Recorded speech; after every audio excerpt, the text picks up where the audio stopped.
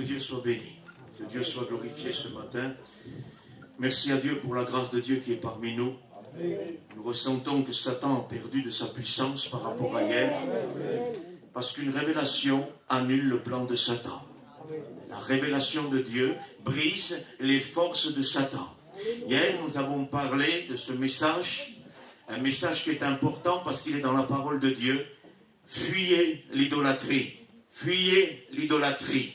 Et à cause que Dieu a révélé une partie de sa révélation hier soir, et que ce matin Dieu va permettre qu'il y ait un accomplissement et de sceller tout ce qui va être dit, le diable a perdu de sa puissance et de son efficacité. Écoutez, plus que jamais, il est temps de dévoiler les astuces de Satan. Fuyez l'idolâtrie, mes frères et sœurs, je la fuis avec vous. Et ce que nous allons faire ce matin, nous avons hier ouvert, si vous voulez, la parole de Dieu. Dieu nous a parlé à propos de l'idolâtrie qui se trouve dans Ézéchiel chapitre 8, verset 1er. Il y a ce culte de l'idolâtrie et nous avons besoin de comprendre que le culte de l'idolâtrie est en train de mettre Jésus dehors. Parce qu'il dit, ils font cela, ils ont mis l'idole de la jalousie à l'entrée pour me forcer à quitter mon sanctuaire. Et nous rencontrons cette même idolâtrie dans l'église de Laodicée qui dit, je suis riche, je me suis enrichi et je n'ai besoin de rien. Elle sert une idolâtrie, elle sert une idole de sa personne. Elle est riche, elle a besoin de rien, mais Jésus révèle l'état de l'église de Laodicée. Il dit, moi je te dis que tu es pauvre, aveugle, misérable et nu. Ça veut dire que ici, il y a une idole à Laodicée, et l'idole c'est le moi. C'est l'idole peut-être du ministère, c'est l'idole du chant, l'idole du témoignage, l'idole du service pour Dieu, l'idole de faire quelque chose pour Dieu. Dieu ne vous a pas sauvé pour que vous travailliez pour lui. Et je vais éclaircir cela. Dieu vous a sauvé parce qu'il vous aime. Dieu m'a sauvé parce qu'il m'aime. Il ne m'a pas sauvé pour prêcher. Il ne m'a pas sauvé pour servir. Il m'a sauvé parce qu'il m'aime. Après, le ministère, le service, la vie de Dieu, ce que nous faisons pour Dieu, c'est une preuve de notre amour pour lui. L'amour de Dieu nous a sauvés. Notre amour pour Dieu nous consacre à l'évangile. Et Dieu n'est pas venu sauver des hommes pour le servir. Il n'a pas besoin d'être servi, il se débrouille par soi-même. Mais il a voulu nous sauver parce qu'il nous aime. Et dans le don de sa grâce, il a voulu faire des dons aux hommes, le don du ministère. Il a voulu faire des dons aux sœurs, des dons qu'ils reçoivent. Bien sûr, pas dans le ministère, il n'y a pas de souci sur cela. Mais il y a des dons que les sœurs reçoivent. Il y a des talents que nous recevons. Et ça, c'est l'amour de Dieu qui a rajouté, en plus de son grand amour qui nous a sauvés, il a voulu faire de nous des instruments qu'il utilise. Il passe par nous parce qu'il le veut. S'il ne voudrait pas le faire, il pourrait ne pas le faire. Et Dieu se débrouillerait tout seul. Et nous allons voir que Dieu n'a besoin de personne pour se débrouiller. S'il est Dieu, il a fait ça parce qu'il veut. Vous n'êtes pas sauvés pour servir. Vous êtes sauvés parce que Dieu vous aime. Et vous êtes sauvés parce que vous étiez perdus. Vous étiez perdus, j'étais perdu sans Dieu. Mais Christ est venu me sauver. Il y a un culte idolâtre dans l'église que tient Ézéchiel en chapitre 8, verset 1er. Dans l'idée prophétique du texte, nous sommes devant l'église de Dieu en pleine idolâtrie. Il est prophète, il est un homme de Dieu remarquable, il prie, il jeûne, il n'y a pas de souci. Mais il a besoin d'une révélation pour que l'idolâtrie soit dévoilée. On peut être des hommes de prière, de jeûne, de lecture, on peut être des hommes remarquables à un moment donné, en l'an où nous vivons aujourd'hui, à l'époque où nous vivons aujourd'hui. Les hommes de Dieu ont besoin de révélation. Les hommes de Dieu ont besoin que le ciel s'ouvre, que le rideau s'ouvre et que Dieu nous montre ce qui se passe derrière. Je peux être un homme remarquable, tu peux être un homme remarquable et ne pas voir que l'Église sert l'idolâtrie. Et pour quelle raison tu ne peux pas le voir? Je vais lire le passage de l'Écriture en Ézéchiel 14. C'est bien pour cette raison-là qu'on ne peut pas le voir. Ézéchiel 14, verset 3. Fils de l'homme, ces gens-là portent leur idole dans leur cœur et ils attachent les regards sur ce qui les fait tomber dans l'iniquité. Me laisserai-je consulter par eux? Nous lirons plus tard le reste. Il dit ici, fils de l'homme, ces gens-là portent leur idole dans leur cœur.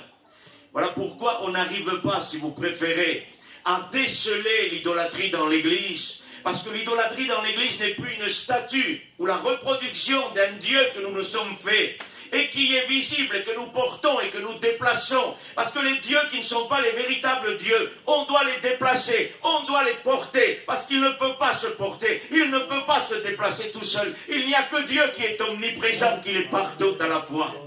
Et ces dieux que nous portons aujourd'hui dans nos cœurs sont des idoles qui ne se voient pas, qui à l'œil humain sont invisibles.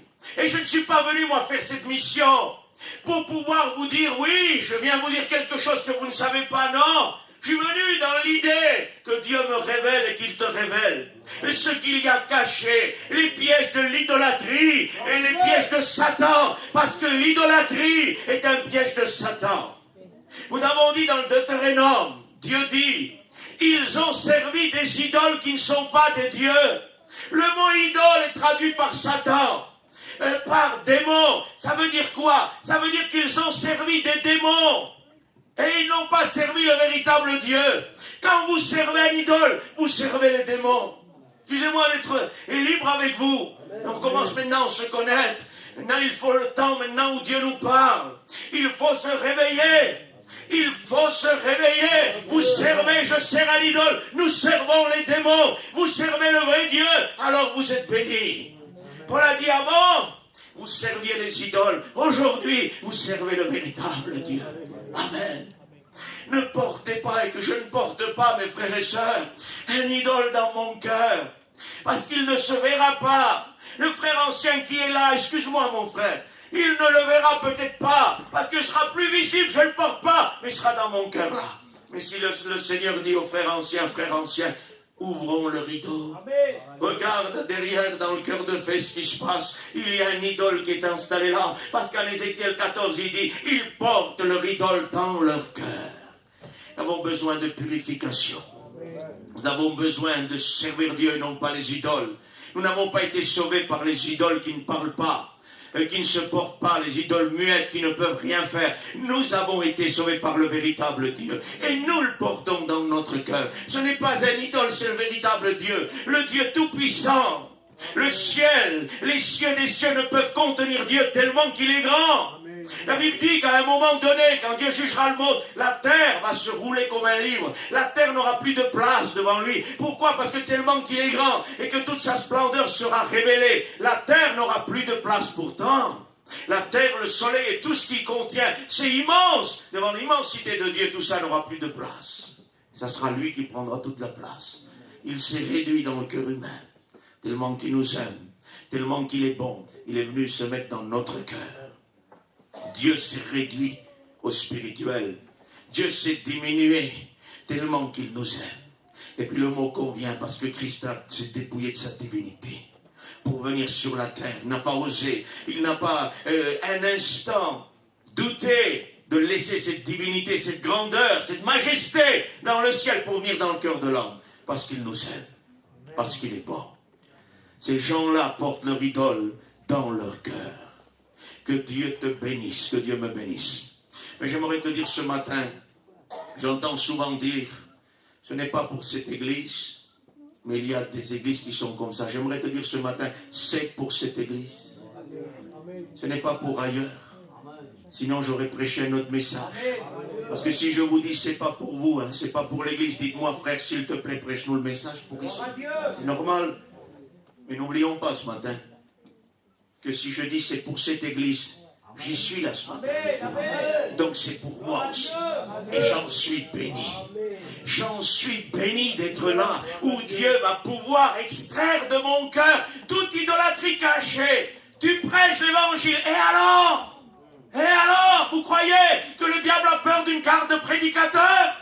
Vous croyez que le diable a peur d'un pupitre?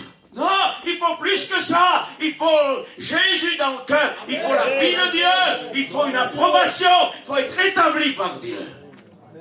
On ne peut pas se cacher derrière une appellation de ministère, derrière une carte de prédicateur. On est ce qu'on est. Je vous l'ai dit, il y a 2 semaines, que Dieu me pousse à fuir l'idolâtrie. Je fuis l'idolâtrie et je me suis débarrassé de beaucoup de choses. Et je vais me débarrasser ce matin d'autres choses. Ça va continuer. On va avancer, si vous préférez. Je vais avancer, mes frères et sœurs, vers la rencontre d'un Dieu véritable. et me débarrasser du service idolâtre et aller vers un Dieu véritable, vers celui dont mon cœur aspire.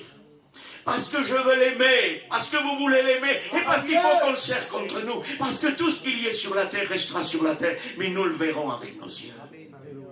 La parole de Dieu nous dit dans Ézéchiel, j'ai lu le verset hier, 8.1, vous le connaissez. Ézéchiel était assis avec les anciens de la maison d'Israël. Dans sa maison, Dieu le saisit par les cheveux. Il dit, regarde ce qu'ils font. Les anciens de la maison d'Israël, ils commettent des abominations. Ils ont placé l'idole de la jalousie qui excite la jalousie de l'Éternel à l'entrée principale. Et j'aimerais te dire ce matin, enlève tout ce qui empêche Dieu de te bénir. Enlève tout ce qui empêche Jésus de te bénir. Enlève tout ce qui empêche Jésus de te visiter de l'onction de Dieu. Parce que peut-être que tu ne peux pas être visité par l'onction à cause du cœur idolâtre qui est là. À cause que c'est fermé. Dieu voudrait, il voudrait, mais ça bloque. Il y a un accès qui est fermé. L'accès principal est bloqué. Satan, qu'il soit brisé, réprimé ce matin. Nous voulons faire fuir le culte idolâtre. Nous voulons ouvrir nos cœurs, purifier nos cœurs, s'approcher de notre bien-aimé. Ils ont fermé l'accès. Dieu est obligé de partir. Et dans une église où on favorise le culte idolâtre, Christ n'y est plus. Le Saint-Esprit n'y est plus. Et la parole de Dieu n'y est plus. Il n'y a que la lettre qui tue. Et il n'y a pas le ministère vivifiant sous l'onction de Dieu. Savez-vous que sous la nouvelle alliance, on n'a pas le droit d'exercer un ministère en dehors de l'onction de Dieu. Si quelqu'un prêche dans la nouvelle alliance, en l'onction de Dieu, il est contre la parole de Dieu. Il est en porte-à-faux envers la parole de Dieu. Parce que l'apôtre Paul dit, nous servons non pas sous l'ancienne alliance, la lettre qui tue, mais sous la nouvelle alliance du Saint-Esprit qui vivifie. On n'a pas le droit de prêcher sans onction. On n'a pas le droit de chanter sans onction. On n'a pas le droit de témoigner sans l'onction de Dieu. Tout ce que nous faisons doit être le produit et l'action du Saint-Esprit. Que Dieu nous y aide. Que Dieu nous fasse grâce à enlever les idoles de notre cœur. Il y a déportation de Jésus en Ézéchiel 8. Il y a déportation du Saint-Esprit. Et il y a déportation de la personne d'Ézéchiel. Ça veut dire qu'à un moment donné, j'aimerais vous le dire ce matin, parce qu'il faut que je vous le dise. Si à un moment donné tu te sens seul, et que tu dis les pasteurs ne me visitent pas, et que tu dis personne ne vient me voir, et si je suis dans cet état-là, c'est à cause de... J'aimerais que tu rectifies le tir. C'est à cause de personne, et à cause de toi-même, à cause de l'idole que tu as dans le cœur. Parce qu'à un moment donné, Jésus dit, ils ont des idoles dans le cœur. Il dit, je sors, je suis obligé de sortir. Il s'en va, il se déporte, le Seigneur. Il laisse la personne idolâtre seule. Et après, vous voyez un chapitre 12, et là, c'est important, il faut que vous écoutiez. C'est la déportation de l'homme de Dieu, Ézéchiel. Il dit, Ézéchiel, je n'ai plus le temps de lire, je vous le cite, chapitre 12. Ézéchiel, fais ton bagage, le bagage d'un immigrant, d'un sans domicile fixe, si vous préférez. Un petit bagage sur le dos, et sors. Là-bas, en Ézéchiel 8, il dit, perce la muraille, rentre et vois ce qui se passe derrière. En chapitre 12, il dit, maintenant perce la muraille pour sortir de là. Tu as vu ce qui se passe derrière le rideau. Tu as vu ce qu'il y a derrière. Toutes les abominations, toutes les ruses de Satan, parce que la muraille était peinte de serpents et toutes sortes de reptiles. C'est-à-dire qu'il y a ici une action, il y a une infiltration de démons et de cultes sataniques. Et l'idolâtrie est un culte satanique. C'est-à-dire qu'il dit, t'as vu ça? T'es rentré là-bas. Maintenant, sors, perce la muraille et sors de là. Et devant leurs yeux. Parce que c'est une famille de rebelles. Il force Ézéchiel à les laisser, à sortir. Parfois Dieu force le prédicateur, le pasteur, à plus te visiter, à te laisser seul, à cause de la rébellion de ton cœur, à cause de ce que tu as besoin de t'examiner, à cause de ce que tu as besoin d'enlever l'idole de ton cœur et la rébellion. Que Dieu nous bénisse. L'apôtre Paul dit, fuyez l'idolâtrie. Ézéchiel 12 dit, sors, fuis, laisse l'idolâtrie, sors, prends un petit bagage. Ça veut dire le nécessaire, c'est ce que vous avez besoin. Le nécessaire de survie, rien d'autre. Ne vous amassez pas des richesses sur la terre, là où le voleur vole, où la rouille va détruire. Amassez-vous des richesses dans le ciel. Que votre bagage soit le bagage d'un immigrant, la survie, le nécessaire. Et n'oubliez pas par-dessus tout la parole de Dieu que vous devez garder dans votre bagage.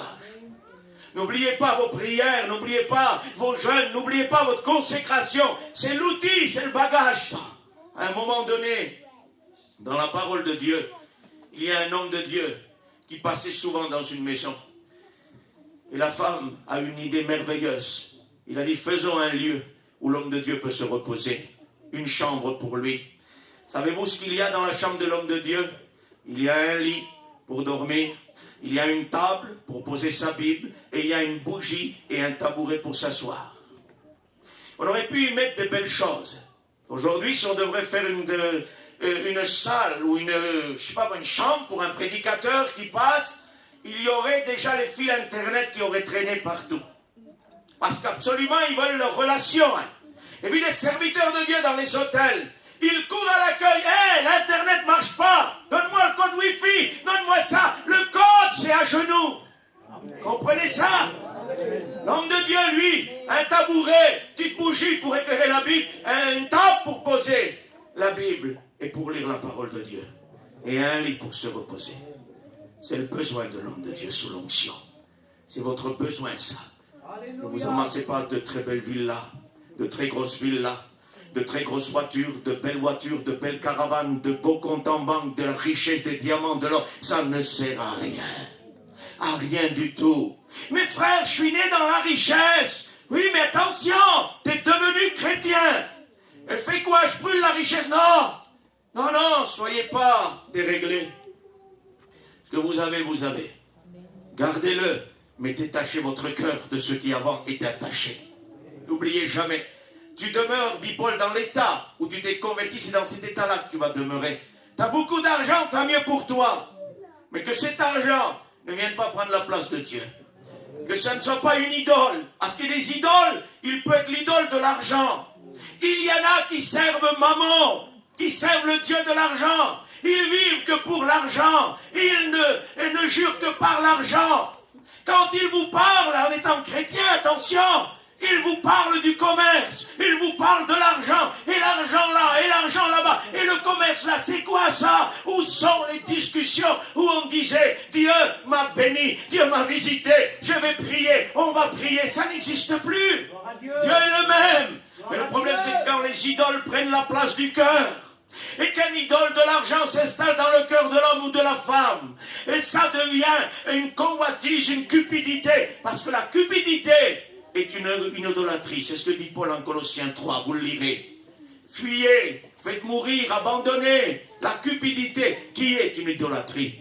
J'aimerais que vous écoutiez ce matin, que vous soyez disponibles. Le diable fera tout pour que vous n'écoutez pas, que vous puissiez sortir d'ici sans avoir saisi.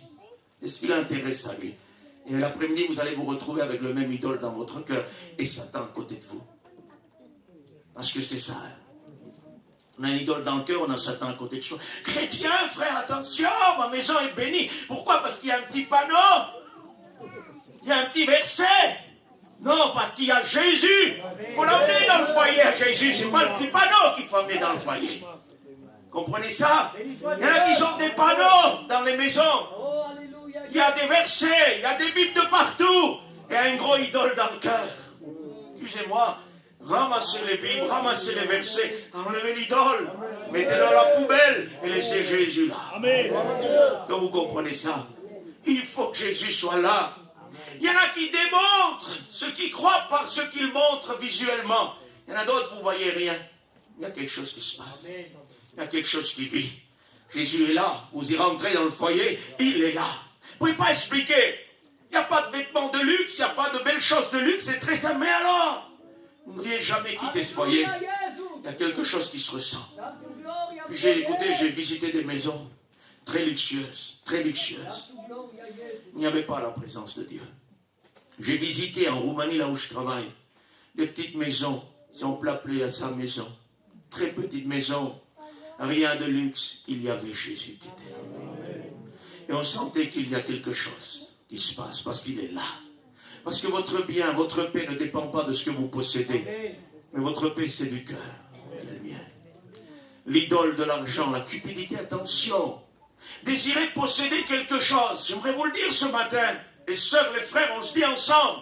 La cupidité, c'est un désir de vouloir quelque chose. Dans l'Ancien Testament, la parole de Dieu disait, si tu convoites l'âne de ton prochain, si tu le convoites, il disait, tu n'as pas le droit, tu ne le convoiteras pas. C'était une chose qu'on ne devait pas faire. Aujourd'hui, il y a des gens qui convoitent non plus l'âne, mais la voiture, ou la caravane, ou la maison, ou ce qu'ils possèdent l'autre. Ils le convoitent dans leur cœur, c'est de la cupidité. C'est jamais arrivé de dire, je voudrais moi aussi avoir ça, je ne l'ai pas. Je voudrais moi aussi posséder ça, et je ne l'ai pas. C'est de la cupidité. Et la cupidité est une idolâtrie. Attends, je voudrais te dire quelque chose. Satan sait résumer les choses. Il sait plier, excusez-moi les expressions, il sait plier une caravane qui coûte 40 000 €, il sait la plier en 4 pour la mettre dans un cœur. Il sait plier une maison de 300 mètres carrés, il le met dans le cœur. Et il crée une idole. Attention, quel est votre désir? Quelle est votre ambition en Dieu? Est-ce de toucher la présence de Dieu? Est-ce de toucher Dieu? Est-ce d'arriver à toucher Dieu? Ou vous avez d'autres ambitions? Si vous avez d'autres ambitions, vous avez une idole dans le cœur. Ça arrive jamais, bien sûr que ça arrive. Ça m'arrive souvent d'avoir des ambitions autres que celles de Dieu. Je m'en réponds devant Dieu. Je dis, Seigneur, s'il te plaît, qu'est-ce que j'ai besoin de soi? Pourquoi faire? Bientôt, je rentre chez moi. Bientôt, je vais à la maison où tout est préparé. Qu'est-ce que j'ai besoin de ça? Ah, la chair en a besoin. Ah, quand la chair remonte, dit, fais. Besoin d'une belle maison. Fais. T'as besoin de beaucoup d'argent, fais. T'as besoin de belles choses. Regarde les autres là-bas. Regarde comme ils prospèrent. Ils sont chrétiens. Oui, mais ils sont 2 fois morts. Donc pas une onction, pas une présence de Dieu. Et puis quand l'esprit reprend le dessus, il dit, fais. Tu n'as pas ça, mais tu vis. Tu vis, je suis avec toi. Parce qu'il y a une balance en Daniel. Pesé, compté, divisé. Tu as été trouvé léger. Dans quoi? Dans le compte en banque? Faux. Dans le compte spirituel. J'aimerais vous dire, je préfère peser lourd dans le compte spirituel. Tant pis si je suis en débit. Tant pis si on est en rouge au compte, mais que dans le compte spirituel, nous soyons bénis. Qui est quelque chose de formidable. Qui est quelque chose de béni. Vous savez, le plus important, c'est quoi? C'est de le ressentir. Quand vous priez, quand vous dormez, que vous vous allongez pour dormir avec le respect que je vous dois, et que là, vous sentez qu'il y a quelque chose d'inexplicable, mais qui est là. Sa présence. Attention. Jésus habite votre foyer. Ne tombez pas dans les travers. Il y en a que le diable vient les visiter le soir, sans arrêt. Il y en a un qui a dit un jour qu'il l'a réveillé en pleine nuit. C'était un samedi soir. Il l'a réveillé en pleine nuit. Et en se réveillant, il a dit, qui c'est? Ah, c'est toi le diable, laisse-moi dormir, j'ai le culte à faire demain. Mais arrêtons d'être illusionnés. Arrêtons d'être idiots. Soyons des hommes de Dieu. Est-ce que vous croyez? Il aurait dû demander au diable, prépare le message si tu es debout. Quand vous comprenez ça, mais attendez, le diable vient nous attaquer, mais le diable n'a aucune autorité sur moi. Il va venir, c'est vrai, c'est arrivé, ça vous arrive, mais en 2 minutes, il faut qu'il sorte de mon foyer. Il n'y a rien à faire là. Christ est l'autre du foyer. Toutes les nuits, je vais me laisser visiter par Satan, alors il est victorieux sur moi. Ah non, il dit, ah non frère, mais je suis tellement spirituel qu'il vient m'attaquer. Jésus, frère, a été attaqué, oui. Il a été attaqué pendant un temps. Puis le diable a fui loin de Jésus. Il est écrit. Et le diable s'éloigna jusqu'à un moment favorable. C'est-à-dire que ce n'est pas constamment. Ami, le diable n'est pas mon ami. C'est Christ qui est mon ami. Vous comprenez ça? Vos soirées doivent être des soirées de bénédiction. Votre journée doit être des journées de bénédiction. Laissez-le attaquer. Écrasez-le. Écrasez-le. Il veut avoir mal. Écrasez-le. C'est tout. Parce que nous sommes victorieux. Il ne faut pas croire qu'on est trop spirituel parce qu'il est tous les soirs avec nous. Hein. Si à un moment donné, il n'a pas peur de s'approcher de nous, c'est que ce n'est pas terrible. C'est que ce n'est pas terrible. C'est tout. Oui, mais il n'a pas eu peur de s'approcher de Jésus, parce que c'était voulu par Dieu. C'était la tentation. Il fallait tout ça. Christ a résisté, puis il va s'éloigner de lui. Que le diable s'éloigne de nous. Amen. Que nos foyers soient remplis de cette présence de Dieu. Sortons les idoles de la cupidité. Quand on veut quelque chose, posséder quelque chose, notre cœur ne doit pas être pris par cela. L'apôtre Paul dit que celui qui possède fasse comme ne possédant pas. C'est-à-dire que ce n'est pas interdit d'avoir des biens matériels. Ce n'est pas interdit d'avoir beaucoup d'argent. Mais Paul dit que celui qui possède fasse comme ne possédant pas. Ça veut dire que son cœur est libre. Et que demain, cet argent ou ces kilos de diamants, il va les laisser sur la terre, donc il ne les possède pas. Il est libre, il sert son Dieu. Amen. Il y en a des personnes qui sont riches, et chaque fois qu'ils vont en commission, leur cœur pleure, frère. Encore les courses, encore sortir de l'argent. Ma femme fait moins cher. Fais moins cher. Mais ce n'est pas la femme qui fixe les prix au Carrefour. C'est le Carrefour. Vous comprenez? Attendez, il y en a d'autres qui... Excusez-moi, hein. Excusez-moi, parce qu'on est tous dans la même situation. On n'est pas riches ici. Hein. On vit le jour à la grâce de Dieu. Il y en a d'autres qui n'ont pas grand-chose, qui ne pleurent pas. Ils remercient Dieu de ce qu'ils peuvent pourvoir à leurs besoins. Vous comprenez ça? Ça vous est jamais arrivé de pleurer sur l'argent? Mais moi, ça m'est arrivé. De pleurer en étant chrétien sur l'argent. Puis Dieu m'a libéré de tout ça. Aujourd'hui, Seigneur, merci à ta grâce de ce que tu nous donnes, de ce que tu fais. Mais il faut que nous soyons libres de tout. Que celui qui use de ce monde, dit Paul, fasse comme n'usant pas de ce monde. C'est-à-dire, si on peut s'acheter quelque chose, pourquoi pas? Mais on ne doit pas être là lié par ça. Que ceux qui usent fassent comme n'usant pas. Ça veut dire, j'achète, c'est bien. Si Seigneur, mais après ça s'arrête là. Ça, c'est pas... On ne peut pas rentrer avec ce culte idolâtre parce que ça n'est un. Hein. Écoutez, il y a des gens qui sont pris, qui sont liés par l'idole du matériel. Je suis libre parmi vous ce matin. Et ça, c'est des choses qui ne font pas partie de la révélation, qui sont visibles, ce que je vous dis là. J'aimerais vous dire, je sors là, tout de suite, en disant, là, c'est vraiment pas, Seigneur, dire que tu m'as révélé ça. Oh non, non, j'ai vu ça. Vous avez vu ça? Des gens qui sont vraiment pris par l'idolâtrie du matériel. Ils nettoient du matin au soir. Ça brille, ils refont briller. Ça brille, ils refont briller. Ils n'ont plus le temps de prier Dieu. Ils ont une voiture, ils ont peur de leur faire des kilomètres.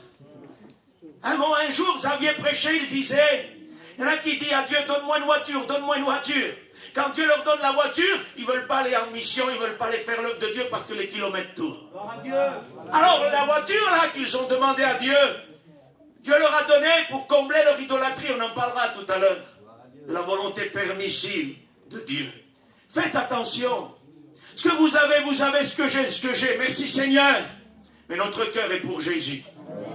Notre cœur appartient à Dieu. Ils ont mis dans leur cœur une idolâtrie. Il y a un partage. Et comment vient l'idolâtrie? On a vu hier, mais on refait un rappel. Il faut le faire de toute façon ce matin. À cause du péché. Quand on commence à accepter le péché. Et puis Ézéchiel 14 dit, ils tiennent dans leur cœur leur idole, ce qui les fait plonger dans le péché. Parce qu'un idole fait plonger littéralement dans le péché. Un idole ouvre les portes au péché. C'est le but de toute façon. Parce que Dieu dans le cœur nous estrait du péché. Je ne sais pas si vous comprenez ça. Christ dans un cœur humain, par la grâce de Dieu, il donne la possibilité de ne plus pécher. La grâce de Dieu donne la possibilité de ne plus pécher. Volontairement toujours. Involontairement, vous n'êtes pas parfait, je ne suis pas parfait, on court à s'améliorer. Mais ne faites pas de la liberté un prétexte pour vivre selon la chair. Il y a des choses qui ne sont pas volontaires. Ça, la grâce de Dieu est là, elle nous aide, elle nous protège. Mais le péché volontaire, attention. Attention. Il n'est pas pardonné, il est condamné. C'est ce que la Bible dit. Heureux celui qui rentrera dans la Nouvelle Jérusalem, mais dehors celui qui aime, qui pratique et aime le mensonge. Mensonge, pratique volontaire du péché n'est pas pardonné, condamné. Leur part sera les temps de feu, l'enfer. C'est ce que la Bible dit. Aujourd'hui, on ne veut pas écouter ça dans les églises. Frère, non, Jésus m'a sauvé, je suis passé à la croix. S'il t'a sauvé, tu dois être une nouvelle créature. Amen. Si tu es né de nouveau, tu dois changer. Nous ne déréglons pas la grâce de Dieu. Le livre de Jude nous parle des impies qui se sont glissés, infiltrés, littéralement glissés parmi vous comme Satan se glisse sous la forme d'un serpent. Se sont glissés parmi vous, ils dérèglent la grâce de notre Dieu en dérèglement. Ça veut dire qu'on peut maintenant pécher. Avant, quand on péchait, la conscience nous reprenait. Et maintenant qu'on est chrétien, on peut pécher. Dimanche, on demandera pardon. Attention. Attention, qu'entre l'enlèvement et votre temps de demander pardon le dimanche au culte, il n'y ait pas le moment où nous attendons tellement, le vendredi ou jeudi ou samedi soir, que nous soyons enlevés, que vous n'auriez pas le temps de demander pardon à Dieu. Attention. Attention, cette doctrine ne tient pas debout. Elle ne tient pas debout. On ne pêche pas volontairement pour venir dimanche demander pardon. De toute façon, écoutez, c'est très bien de demander pardon dimanche. C'est très bien. Mais un chrétien n'attend pas dimanche pour s'agenouiller devant Dieu. Quand il sent qu'il a désobéi là où il est, il se met à genoux. Il n'y a ni culte, ni réunion, ni chant, mais il y a Jésus. Il se met à genoux, il demande pardon à Dieu. Il est prêt. Si Christ revient, il s'en va. Dieu nous bénisse ce matin. Que Dieu fasse grâce. Dieu ne partagera jamais. Au temps d'Élie le sacrificateur, Ophni et Phinehas, ses deux fils ont péché, on l'a vu hier. À cause de ça, la gloire de Dieu, Ichabod est parti. Dieu est parti du temple là, il grandit Samuel dans ce temple. Ne connaissez pas encore la parole de Dieu. On peut être dans le temple et ne pas encore connaître. Est-ce que vous comprenez? C'est pour ça qu'il faut aujourd'hui commencer à laisser Dieu nous donner de l'enseignement, de nous donner de l'exhortation, de nous révéler la vérité principale. Ne posez pas de nouveau, dit l'auteur aux Hébreux, les principes élémentaires de la parole de Dieu. C'est-à-dire, c'est l'école élémentaire, ça. C'est la maternelle, c'est le CP. C'est le CE1. Étant rentré dans l'école supérieure technique, mes frères et sœurs, ne posons plus ça, doctrine de l'imposition des mains, l'enlèvement, résurrection des morts. C'est ce que nous ferons, si Dieu le permet, dit l'auteur aux Hébreux. Ça veut dire qu'il est temps aujourd'hui de passer à une école supérieure. L'école du Saint-Esprit. L'école supérieure technique, là où le Saint-Esprit éduque. On a demandé à un homme un jour, il avait prêché la parole de Dieu, et on lui a demandé, où t'as eu ton commentaire pour prêcher ça? C'est formidable. Donne-moi l'adresse, où c'est que tu l'as trouvé? C'est formidable. Vous savez ce qu'a dit l'homme qui a prêché? Ce commentaire-là, je l'ai trouvé dans ma chambre à genoux. Il dit, tu ne le trouveras jamais ni sur Internet, ni dans la plus grande des librairies. C'est dans ta chambre à genoux, en agonisant devant Dieu, que tu le trouveras. L'école supérieure du Saint-Esprit est quelque chose de formidable. Ophni et Phinehas ont péché. Des hommes de chair, vous voulez de la viande crue, des hommes charnels, des hommes qui n'étaient pas établis, qui n'étaient pas, si vous voulez, quelque part dans l'approbation de notre Dieu. Ils servaient, il y en a beaucoup qui servent aujourd'hui. Ils servent avec le péché. Ils chantent avec le péché. Ça vous scandalise, mes frères et sœurs? Quand le scandale explose, vous n'êtes pas plus scandalisés que ce que je vous dis ce matin? Parce qu'il y a eu des scandales qui ont explosé dans le milieu de l'église de Dieu. Et quand on dit ça, on est scandalisé. Quand Jésus prêchait, les gens étaient scandalisés. Pourtant, il disait la vérité. Et quand on prêche la vérité, c'est du scandale pour certains aujourd'hui. Savez-vous que si dans mon cœur, j'ai un péché caché, que vous me prêchez la vérité, que vous révélez mon péché, si je suis sincère, je me repens. Sinon, je serai scandalisé. T'as vu ce qu'il a dit? C'est rare. Une fausse doctrine. Puis ils prennent aujourd'hui la réunion, parce que c'est pratiquement enregistré. Ils envoient Gien. Contrôlez-nous ça. Attendez, Gien, c'est pas la péché spirituelle. Vous comprenez ça? Nous avons besoin de comprendre que la Bible est là. C'est très bien de faire contrôler. Mais il faut d'abord contrôler son cœur. Avant d'envoyer là-bas plus haut, contrôle ton cœur, assis-toi. Parce que tu es en train de poster peut-être une lettre. Et en postant cette lettre, le péché qui est dans ton cœur sera celui qui va te détruire. Attention. Attention. Il y en a qui trouvent bizarre. Et quand ils ont dit bizarre, ils ont tout dit. C'est une belle prédication, mais j'ai trouvé quand même bizarre. On a donné mon CD à quelqu'un un jour. Je ne citerai pas de nom, ça ne sert à rien. On a dit, écoute, vois, regarde, ça me paraît, voilà, c'est beau, mais pour moi, c'est bizarre. Alors, écoutez le CD, il a rappelé, tu trouves que c'est bizarre? Moi, je trouve que c'est biblique, que c'est divin, Et que Dieu nous fasse grâce de pouvoir écouter la parole de Dieu. Comprenez? Je ne dis pas ça pour me citer. Je dis ça pour l'exemple. Comprenez? Quand on trouve que c'est bizarre, c'est qu'on est déjà bizarre dans notre cœur. Il y a une idole cachée. Une idole cachée. Pourquoi croyez-vous que ça explose là? Qu'est-ce qu'on dit nous? Le diable fait des ravages. Est-ce que le diable est plus fort que l'Église? Répondez-moi. Non. Comment se fait-il alors qu'il arrive à baisser l'Église dans le péché, dans le bourbier du péché? Qu'il arrive à scandaliser l'Église de ce que l'on voit aujourd'hui? C'est parce que ce n'est pas Satan parfois qui rentre en compte. C'est Dieu qui a dit dans sa parole, il n'y a rien de caché qui ne sera découvert. Tout ce que vous ferez dans votre chambre cachée sera prêché du haut de l'estrade. C'est ce que dit la parole de Dieu. Ça veut dire que c'est Dieu qui rentre en compte et qui fait exploser le scandale. Parce que Dieu est un Dieu de pardon, un Dieu de patience. Mais à un moment donné, il y a repentance ou sinon Dieu agit. Il ne partagera jamais le péché. Élie a partagé le péché avec ses fils. Il a toléré, Dieu ne le fera jamais. Jamais. Et là voilà que les fils, Ophni et Phiné, vont partir à la guerre. Et ils ont une bonne idée. Parce qu'il y a des hommes de chair, des hommes pécheurs, qui travaillent avec le péché, qui veulent toujours avoir Dieu avec eux. Parce qu'ils savent quelque part que Dieu est fort, parce qu'ils l'ont connu. Mais quand le péché est là, Dieu n'y est plus. Ils prennent l'arche de Dieu, ils l'amènent sur le champ de combat. Et là, les Philistins vont écouter que l'arche est venue parmi le peuple. Quand Dieu vient parmi le peuple, il y a une puissance. Les Philistins tremblent. Ils ont gagné les Égyptiens. Ils vont nous détruire. Mais à un moment donné, un des Philistins se lève et dit, non, non, ne vous rendez pas esclaves des Hébreux, levez-vous, faites la guerre, vous rendez-vous maîtres des Hébreux. Et là, ils vont se lever et ils vont se rendre maîtres d'Israël. Pourtant, l'arche de Dieu était là. Il ne suffit pas d'avoir une Bible à la main. Il ne suffit pas d'avoir des versets. Il ne suffit pas d'avoir une Bible et de dire, je suis chrétien. Ou des versets dans ma maison. Ou dans une petite Bible dans ma poche. C'est pas ça. Il faut que Jésus soit dans le cœur. Il faut que Jésus soit le maître. Israël va connaître une grande défaite, même que l'arche était au milieu là. Les Philistins prennent l'arche. Ils la mettent. Et puis c'est là que nous allons maintenant avancer. Il est midi moins 20. Je vais essayer d'accélérer puis clôturer. Mais l'œuvre de Dieu ne se bâcle pas. Parce que c'est l'éternité qui en dépend. C'est là que nous allons voir que Dieu ne partage pas avec les idoles. Ils prennent l'arche de Dieu et ils la posent dans le temple de Dagon, qui était un idole, qui était le dieu des Philistins. Et ils mettent l'arche à côté de Dagon, en voulant dire, Dagon, tu es plus puissant que le véritable Dieu. Parce que regarde, il t'est assujetti là maintenant. Nous le mettons dans ton temple. C'est toi qui es plus fort que le véritable Dieu. Mais dans la nuit, et regardez bien, que Dieu puisse faire grâce, que Dieu puisse te faire grâce.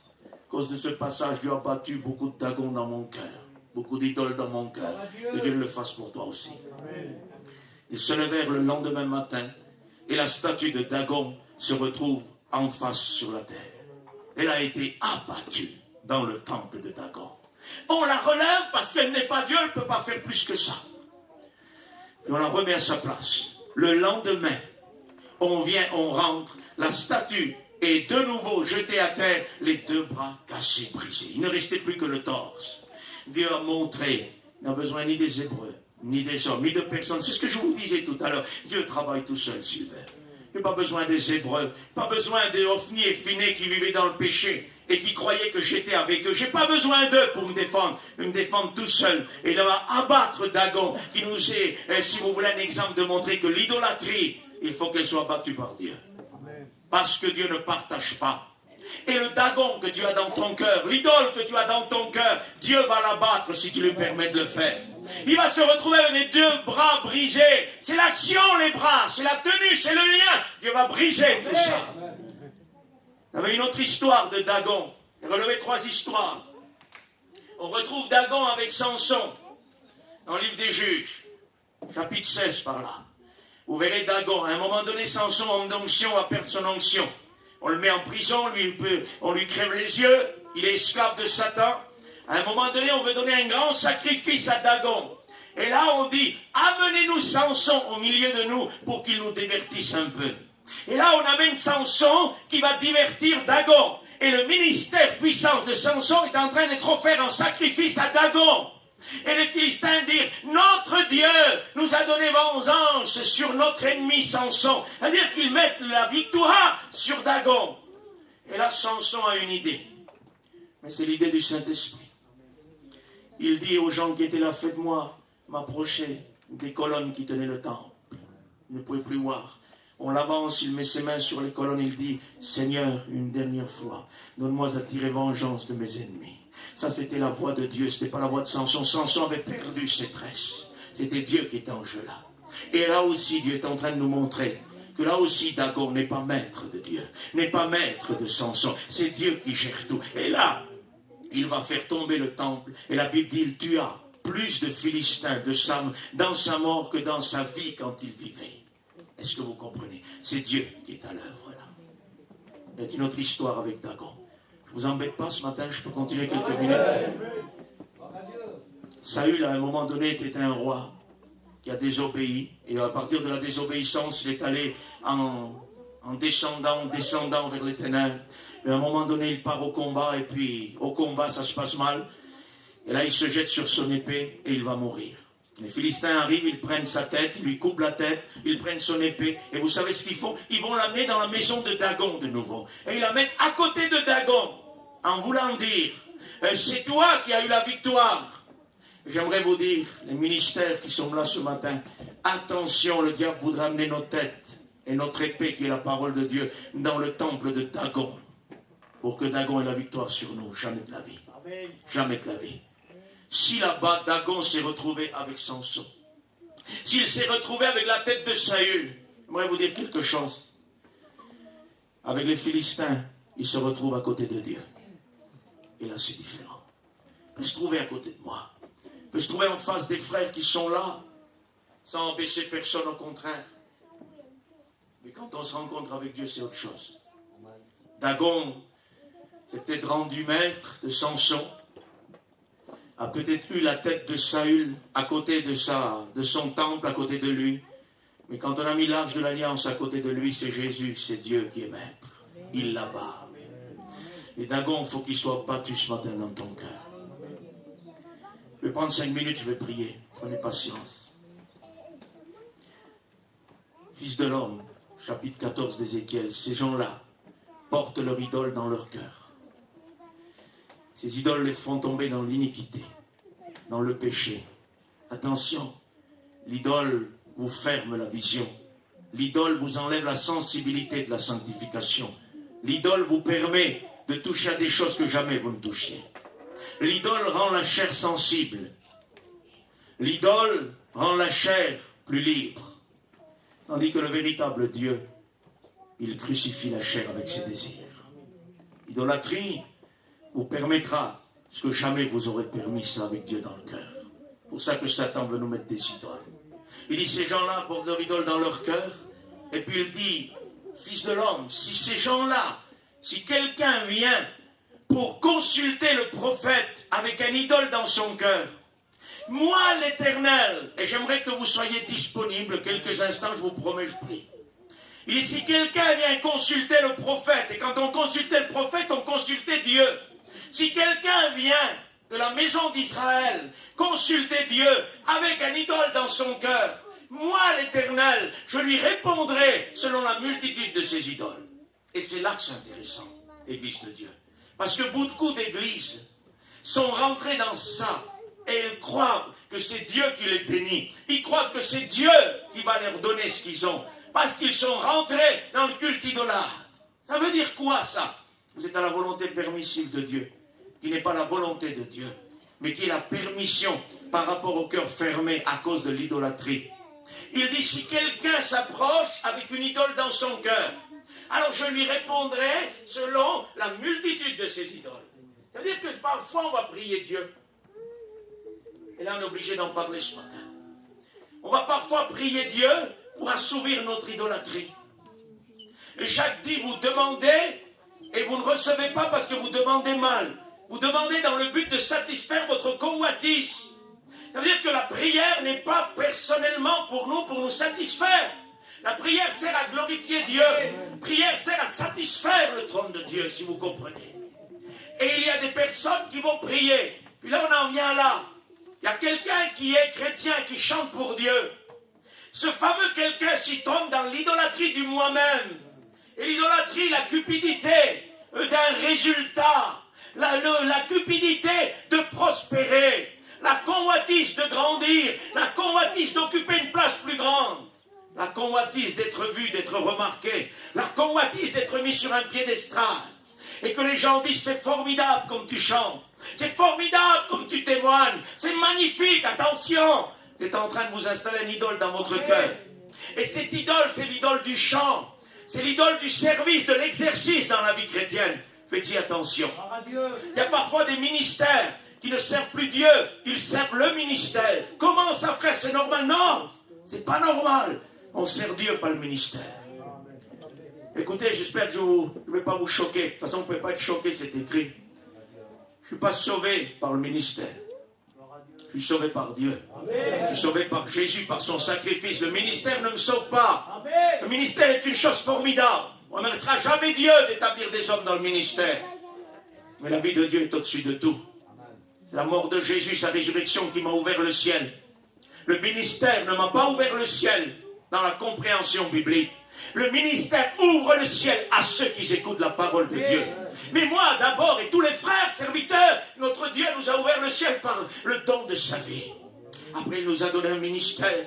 Et par là, nous ouvrons le ciel à ceux qui le veulent. Voici les clés du royaume des cieux. À qui vous lirez les péchés seront liés, à qui vous les délirez seront déliés. Le ministère ouvre le ciel aux autres, mais pas à celui qui prêche, dans le sens qu'il va croire que c'est sage.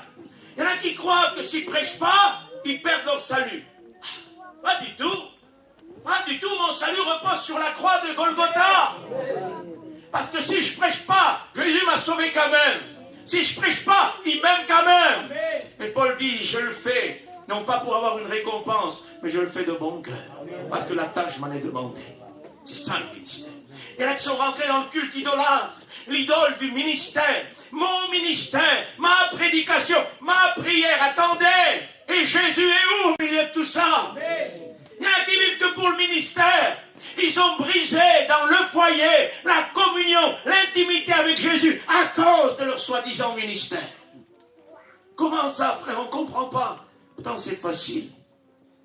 Quand quelqu'un ne vit plus pour Dieu, mais que pour le ministère, le foyer subit, le foyer souffre, le foyer a envie de tout abandonner. Comment ça, frère, alors là? Eh bien, c'est ça. Quand le monsieur est sur le piédestal, et que c'est lui qui sert et personne d'autre, la femme ne rentre pas en jeu, les fils ne rentrent pas en jeu, les enfants ne rentrent pas en jeu. La femme subit l'esclavage du ministère, les enfants subissent l'esclavage du ministère. Et dans quelques années, c'est la catastrophe. Et là, il dit, qu'est-ce que tu m'as fait? Tu m'as détruit. Non, tu l'as détruit pendant des années. Et tu es en train de récolter le fruit de ton travail. Un ancien m'a donné un conseil, j'étais jeune, je devais m'engager dans le service, il m'a dit, écoute-moi bien. Et pour que tu réussisses, il faut que tu engages ta femme avec toi. Le jour où tu l'engageras, ton ministère prospérera. Le jour où tu la négligeras, ton ministère réduira. J'ai écouté cet ancien. Merci à Dieu. Et je vous donne ce conseil. Ne réduisez jamais celle que Dieu a mis à côté de vous. Ça ne sert à rien de croire que parce qu'on est avec telle personne, il y en a qui disent, ah si j'étais un jeune garçon célibataire, mon ministère ça aurait été du feu. Pourquoi, frère? Parce que ma femme n'est pas trop spirituelle. Attendez, si Dieu vous a appelé depuis l'éternité, Dieu gère tout. Il n'aurait jamais permis que vous rencontriez celle que vous avez aujourd'hui ou celle que j'ai. S'il a permis que nous le fassions, c'est qu'il avait prévu qu'elle va servir aussi. Amen. Mais bon, pas une idole. Dieu n'a pas prévu qu'elle serve une idole dans le ministère. Elle a prévu qu'il sert un ministère pour glorifier Dieu. C'est différent. Vous savez que dans nos peuples, votre peuple comme mon peuple, on met la femme en deuxième plan. Mais la Bible dit, et l'apôtre Paul dit, dans le Seigneur, la femme n'est rien sans l'homme et l'homme n'est rien sans la femme. Je suis désolé. Et mon peuple, vous avez vos peuples, vous avez vos traditions, mais parfois, et puis je vous le dis devant la présence de Dieu, si je devrais garder les traditions que j'ai parmi mon peuple rome, il faudrait que j'abandonne la Bible. Pour moi, le choix est fait. J'abandonne mes traditions et je me sers. Je sers la Bible.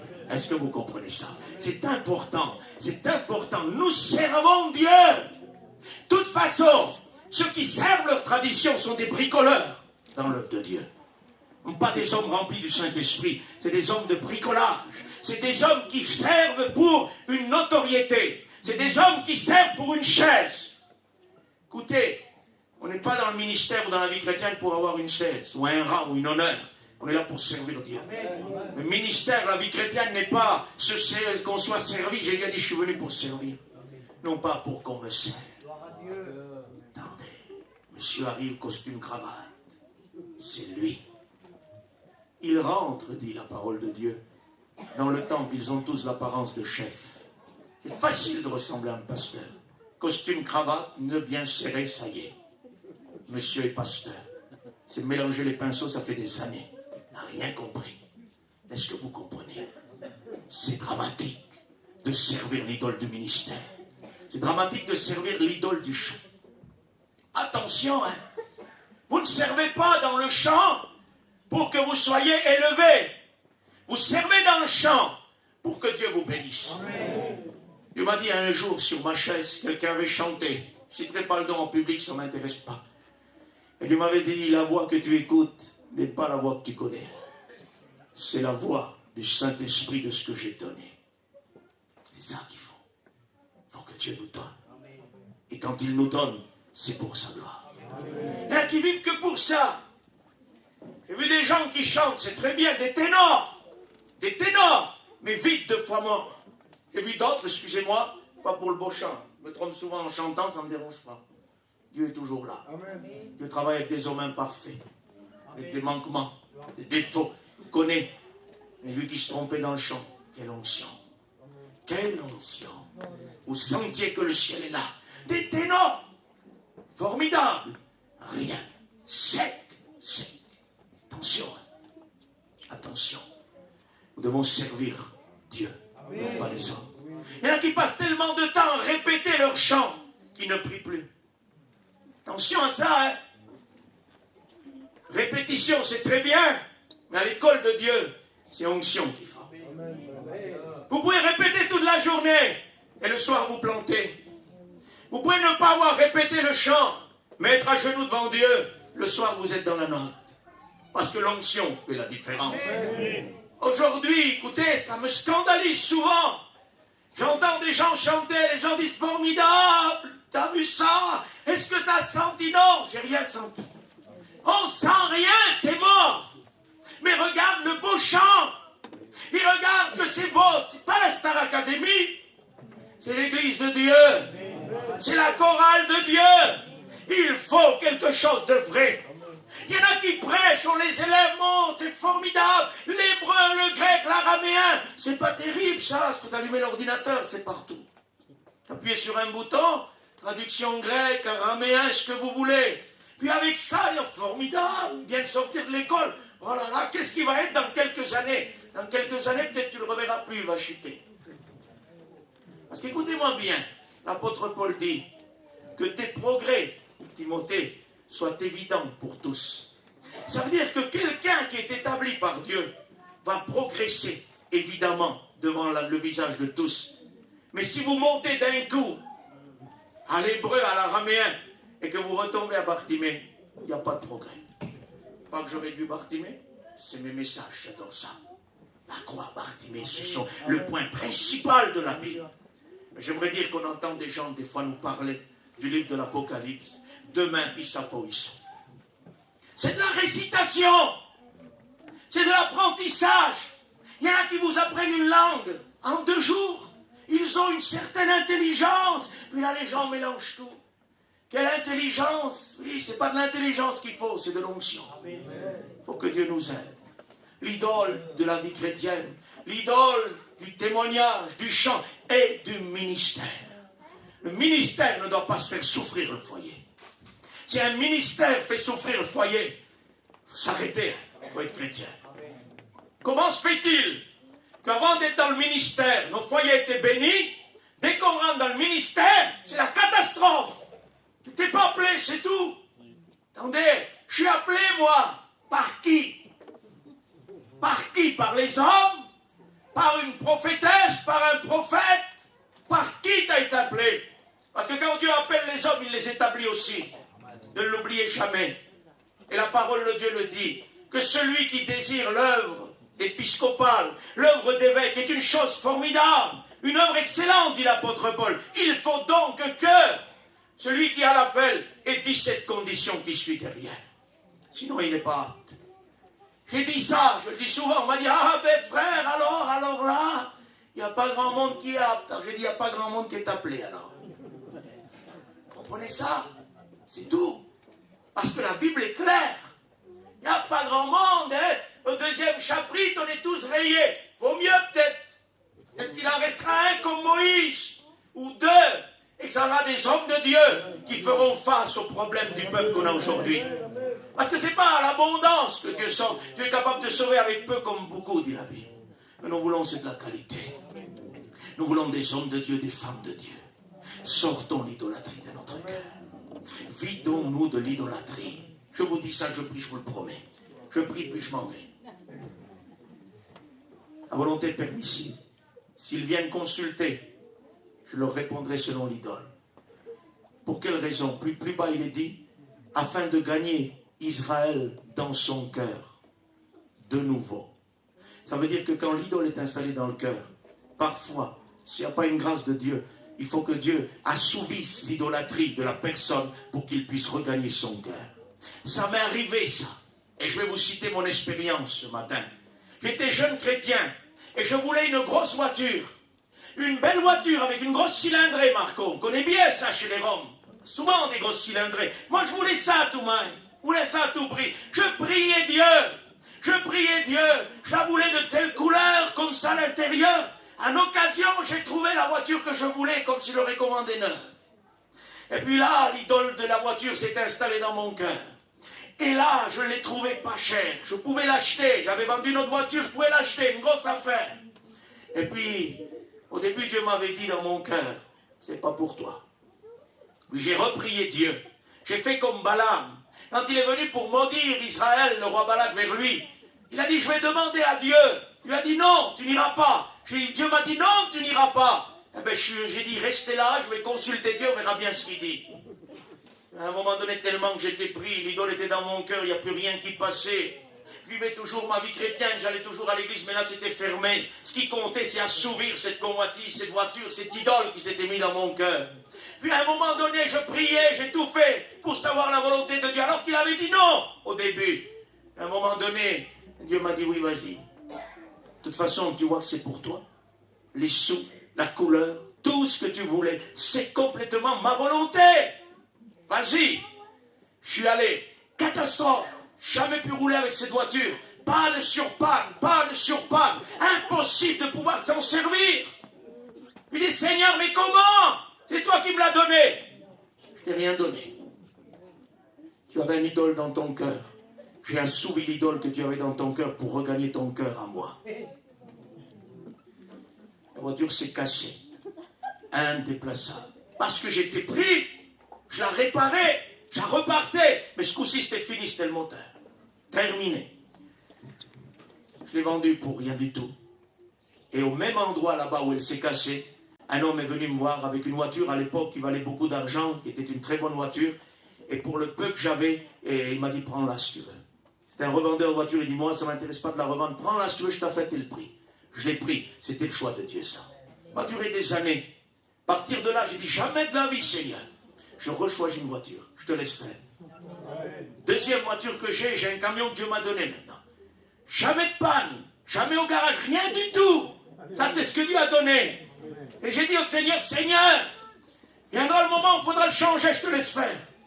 S'il te plaît, tu connais. Me laisse pas me tromper de nouveau. Et fais-le. Alors Dieu a fait quoi? Il m'a répondu pour gagner mon cœur. Parce que c'était fini. Et il dit, ceux de la maison d'Israël viennent avec un idole. Je leur répondrai selon ce qu'ils ont dans leur cœur. Faites attention à la volonté permissive de Dieu. C'est parfois pas sa volonté. Balaam a dit, restez là, je demande à Dieu. Dieu va dire, vas-y, vas-y. Puis l'ânesse va dire à Balaam, la voie sur laquelle tu t'engages est une voie de perdition. La voie de la volonté permissive de Dieu est une voie de perdition. Et quand on va devant Dieu avec un idole dans le cœur, et qu'on ne veut pas s'en débarrasser, c'est ce qui nous arrive. Il dit, vas-y. Et puis là, c'est compliqué. C'est très compliqué. Vous pouvez être sûr que Dieu vous a donné ça. Vous pouvez être sûr d'avoir prié Dieu pour avoir une maison, une voiture, une caravane, tout ce que vous voulez rajouter. Et ce n'est pas Dieu qui vous l'a donné. C'est votre désir qui est en train de s'assouvir. Et vous avez beaucoup, si vous voulez, d'aller et devenant de fatigue inutile. Et à un moment donné, quelques années après, vous vous rendez compte que vous avez perdu beaucoup avec Dieu. À cause d'une voiture qui va pourrir. À cause d'une caravane qui va rester sur la terre. À cause d'une maison qui restera ici. Perd beaucoup de temps avec Dieu. Attention. Attention au désir de votre cœur et de mon cœur. Nous avons besoin que Dieu nous bénisse. Que Dieu enlève les idoles de notre cœur. Et que nous soyons bénis en Dieu. Perce la muraille et regarde ce qui se passe dedans. Ils ont des idoles plein le cœur. Il y a des idoles plein les églises aujourd'hui dans le cœur des chrétiens. Nous avons besoin de venir à cela. Je pense que vous avez compris ce matin. Amen. Je vous en supplie, je m'en supplie à moi-même. Moi-même, je vais m'asseoir, puis Dieu va me parler dans mon cœur, c'est sûr et certain. Et il va me déclarer ce qu'il y a. Peut-être qu'il n'y a rien. Mais s'il y a, il faut s'en débarrasser. Il ne faut pas l'assouvir. Il ne faut pas attendre qu'il prenne trop de place, où il faudra passer par des difficultés, des problèmes, des choses qu'on n'a pas besoin, des tracas. Il va vous le présenter par le Saint-Esprit, l'idole que vous avez dans votre cœur. C'est même fait déjà à ce moment-là. Vous savez de quoi Dieu vous parle. Vous savez ce qui ferme votre cœur. Dites-lui, Seigneur, comme tu as abattu Dagon dans le temple des Philistins, brise les deux bras de l'idole qui est dans mon cœur, pour que je puisse te servir à toi le seul vrai Dieu. Et à partir de ce moment-là, à l'issue de cette réunion, nous allons être visités, bénis en Dieu. Frère, est-ce que tu me permets de chanter un cantique avec mon fils avant de finir? Et après, je laisse la place. Heidi Tony. On va fermer tous nos yeux. On va se présenter devant le véritable Dieu. On va abandonner nos idoles ce matin. On va abandonner ce qui nous éloigne du véritable Seigneur.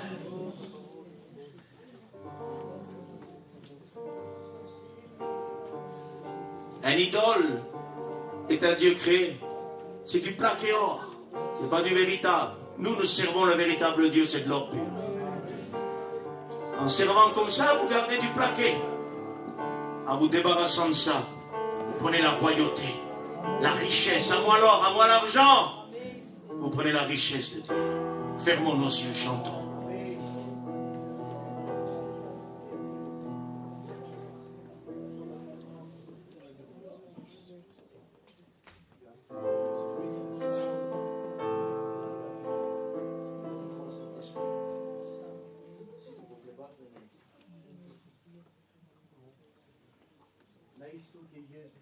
Fermons nos yeux. Faisons un examen de nos vies ce matin. Jesus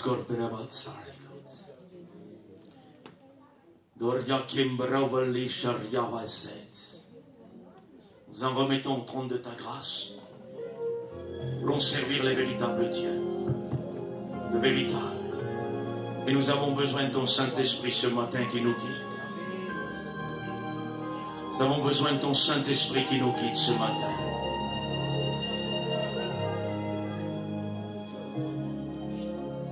Jesus korbeverja sabarja shoreka. Naistute Jezus. Svinto Duhu. Terma. Trubul matuta. Pirama. Svinto Duhu. Ferma,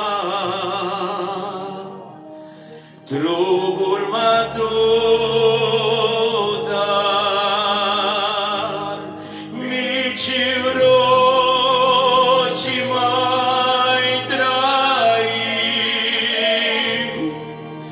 mici vroci mai simcanci,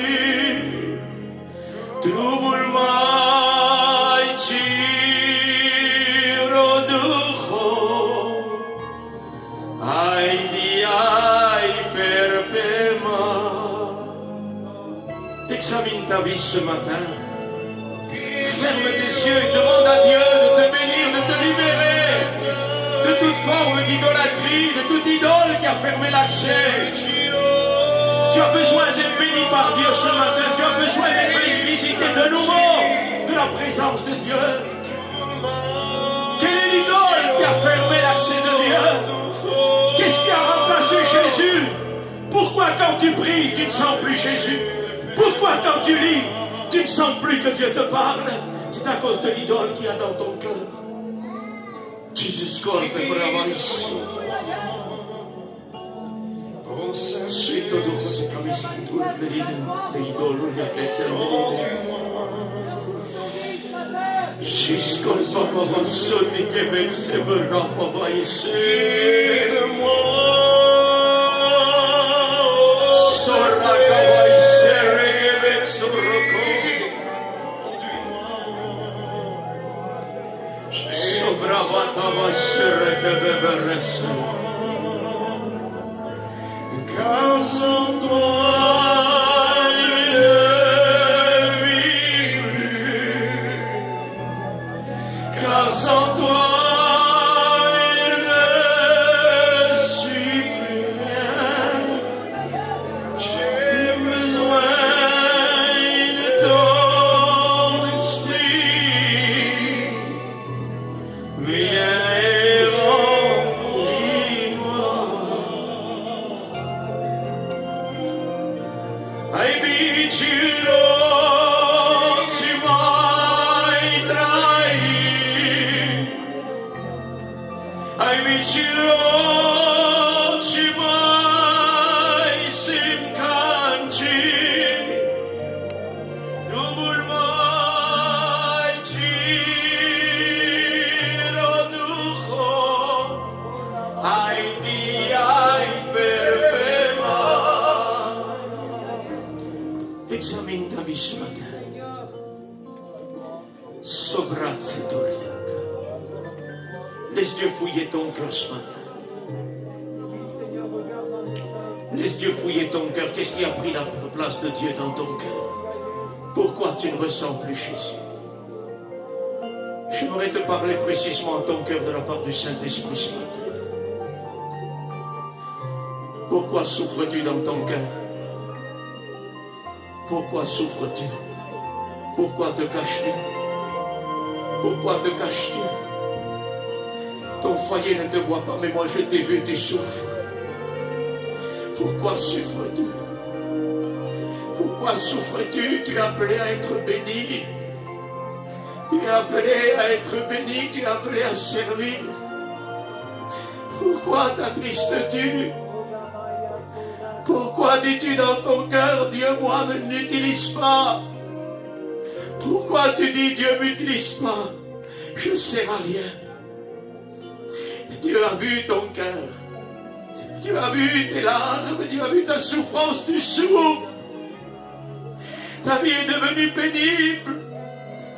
Tu es toujours là, mais tu n'es plus celle que tu étais.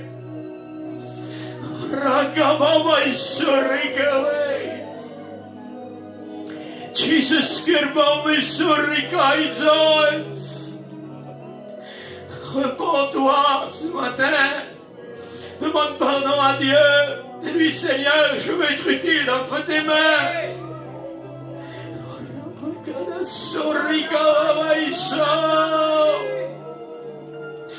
Sache-le ce matin. À chaque fois que je t'ai utilisé, j'ai béni des âmes. Ne dis pas je suis inutile, mais rends-toi utile dans la prière. Rends-toi utile devant ma face. Jesus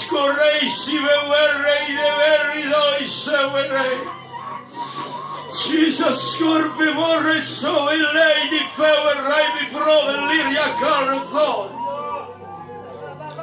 Trister che ven sui di firio pivison. Rabavai soi di vei soi che revi rovin deveri. Si vi che revi rode rivi voi soi vi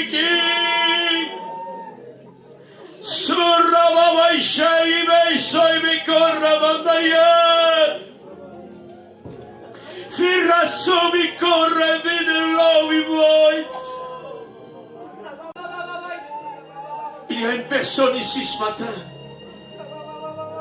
que son cœur est bloqué, excusez-moi. Mon cœur est bloqué par la souillure.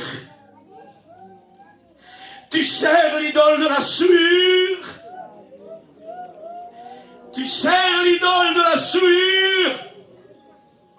Et ne peux pas partager ton cœur. C'est moi qui t'a sauvé. Repends-toi devant ma face. Je veux te pardonner. Je suis venu te révéler ce qui occupe ton cœur. Sors-toi de là. Sors-toi de là.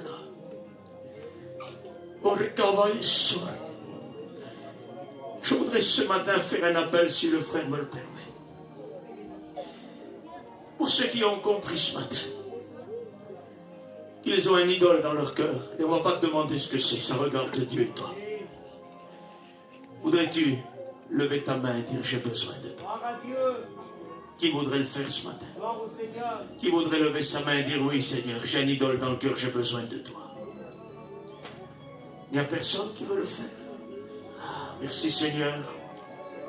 Levez-vous, vous qui avez levé votre main, levez-vous à votre place. En vous levant, vous êtes en train d'abaisser Dagon. Vous êtes en train d'écraser Dagon. Je me lève ce matin, Majesté, avec mes frères et sœurs. Il n'y a pas de place pour Dagon et pour toi. Mon cœur est pour toi. Mon cœur est pour toi. Mon cœur est pour toi. Mon cœur t'appartient. Fuyez. Fuyez l'idolâtrie. Fuyez l'idolâtrie. Fuyez l'idolâtrie.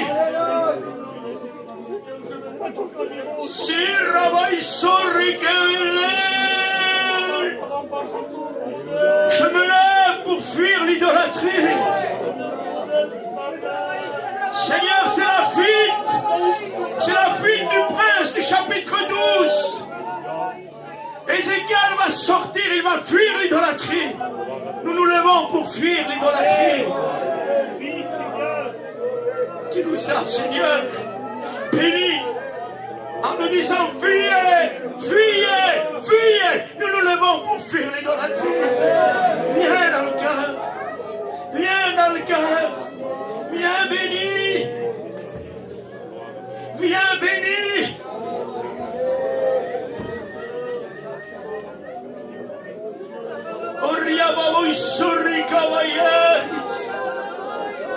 Il y a quelque chose qui a pris la place de Dieu dans ton cœur. Tu as bloqué toute communion avec Dieu. Tu as bloqué tout accès. Ton cœur est bloqué. Tu sais ce que tu as remplacé. Tu sais ce qui a bloqué ton cœur. Lève-toi ce matin. Lève-toi et dis à Dieu, j'ai besoin que tu ouvres de nouveau mon cœur.